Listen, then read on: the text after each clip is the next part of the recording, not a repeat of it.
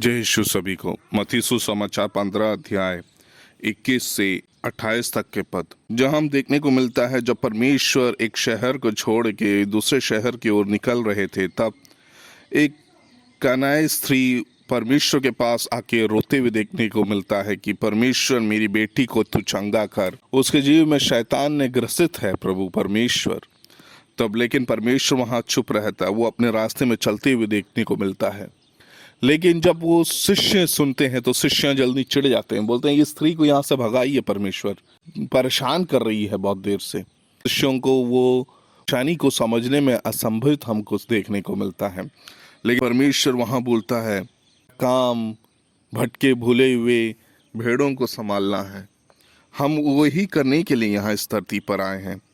तब वो स्त्री वो सुन के उन परमेश्वर के पैर पे गिर जाती है और बोलती है परमेश्वर मेरे बच्चे को तू बचा ले। परमेश्वर बोलता है कि दूसरे के खान पीन को लेके कुत्ते के सामने डालने अच्छी बात नहीं है।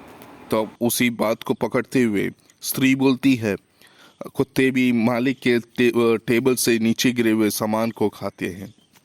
तब परमेश्वर बोलता है इसकी अद्भुत विश्वास को देखो, उस कुत्ते का दृष्टांत इसमें क्यों बोला गया है। अगर हम इसके चरित्र पढ़ें तो उस समय यहूदियाँ अन्य जाति व्यक्तियों को कुत्ते के इससे संबोधित करते थे। तो वो चीज़ परमेश्वर को मालूम था, वो चीज़ वहाँ जहाँ वो खड़े थे वो सब अन्य जाति के लोग थे। यहूदी देश से परमेश्वर निकल चुके, इसीलिए वो वहाँ सबको उनके विश्वास को और ठोस करने के लिए उनको उपयोग किया, वो वही शब्द को इस्तेमाल करते हुए हमको देखने को मिलता है। तब परमेश्वर यहाँ बोलता है जो यहूदियों का नाम दिया जा रहा है वो तुमको अन्य जातियों को क्यों दूं मैं।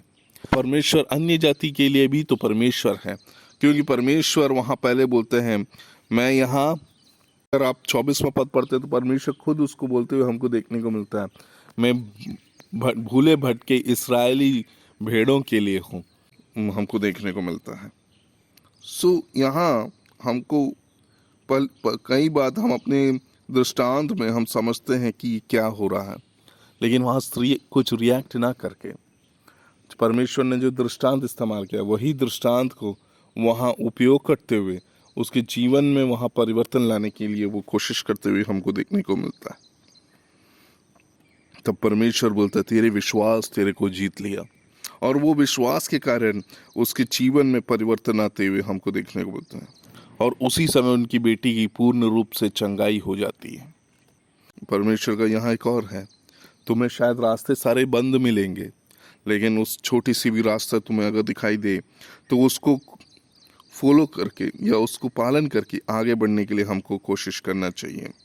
जो तुमसे अलग हो, जो दुनिया से अलग हो, उनकी सहायता करने के लिए हमसे तैयार होना चाहिए। इस उपवास के समय हम और आप हमसे जो अलग हैं सबकी वेदनाओं को उनकी थर पर जाके समझने के, उनके कॉन्टेक्स्ट में जाके समझ के जो हमसे हो सकते वो हमसे करने के लिए हम तत्पर ही होना चाहिए। आए हम उस सब के लिए परमेश्वर हम सबको अनुग्रहित करे। आमीन।